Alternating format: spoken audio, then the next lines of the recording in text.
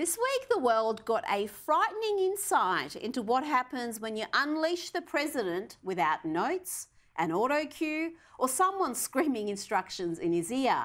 You get this nonsensical word salad. Tell me how you do that. I understand it. I mean, it's clear in its face. You're accurate. But how, in making the case of the freedom men have, what do you do to, other than to sort of embarrass men into getting into the argument and voting the right way on this issue? Okay, we also saw President Joe Biden deliver this rousing and totally coherent message to rally the troops for the midterms. If we elect 2 more senators, we keep the House and Democrats, we're going to get a lot of unfinished business we're going to get done. Just in case you missed that, he said if we elect 2 more senators, we keep the House, and Democrats, we're going to get a lot of unfinished business, we're going to get done, okay?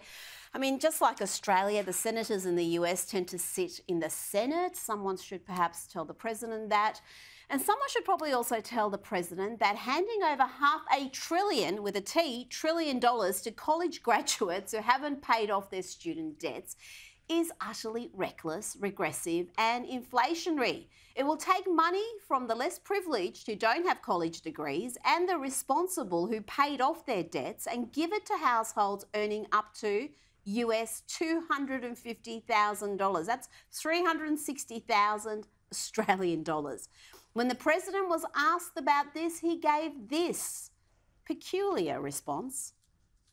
Mr. President, is this unfair to people who paid their student loans or chose not to take out loans? Is it fair to people who, in fact, do not own multi-billion-dollar businesses to see why these guys get them all a tax break? Is that fair? What do you think?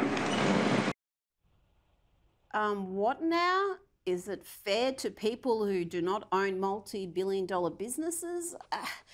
One can understand why the president's handlers insist on heavily scripting his appearances and don't allow him to freely answer questions with the press. Look what happens in this clip. It's quite sad, really. President Biden picks a journalist to ask a question before realising he's not allowed to do that. He says, and I quote, "I took control. I shouldn't do that. I'm not allowed to do that."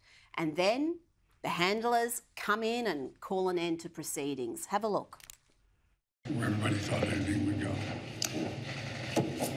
Thank you so much, Mr. President. Oh, I'm sorry. I took control. I shouldn't do that. No, I'm not allowed to do that. Go ahead. You tell me. I think we're going to go ahead and have the rest of the conversation close press. And thank you all so much.